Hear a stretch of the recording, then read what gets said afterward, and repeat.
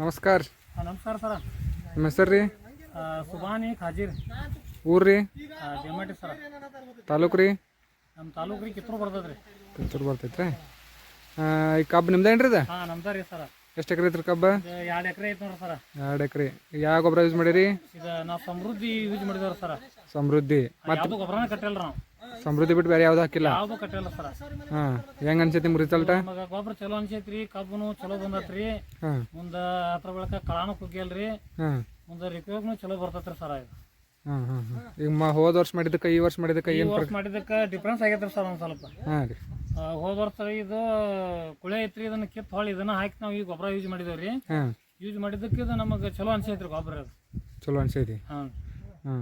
ಈಗ ಬೇರೆ ರೈತರಿಗೆ ಏನು ಹೇಳಕ್ಕೆ ಇಷ್ಟಪಡ್ತೀರಿ? ಬೇರೆ ರೈತರಿಗೆ ಇದನ್ನ ಮಾಡ್ರಿ ಅಂತೇಳಿ ನಮ್ದು ಅಭಿಪ್ರಾಯ ನೋಡ್ರಿ. ಹಾಂ. ಇದನ್ನ ಮಾಡ್ರಿ ಭಾಳ ಚಲೋ ಆಕೈತ್ರಿ. ಹಾಂ. ಮುಂದೆ ಭೂಮಿಗೆ ಇಫೆಕ್ಟ್ ಆಗಂಗಿಲ್ಲ, ಹಾಂ. ಏನು ಆಗಂಗಿಲ್ಲ ರೀ. ಕಬ್ಬನು ಚಲೋ ಬರ್ತೈತಿ, ಕಳಾಕ್ ಹೋಗಂಗಿಲ್ಲ ಮುರು ಮಠ. ಹಾಂ. ಇದನ್ನ ಮಾಡೋದು ಚಲೋ ರೀ. ಈಗ ಒಟ್ಟು ಯೂರಿಯಾ DAP ಪೊಟ್ಯಾಶ್ ಏನು ಯೂಸ್ ಮಾಡಿಲ್ಲ? ಇಲ್ಲ ಸರ್, ಏನು ಯೂಸ್ ಮಾಡಲ್ಲ. ಹ್ಞೂ ಹ್ಞೂ ಹ್ಞೂ ಹ್ಞೂ ಹ್ಞೂ.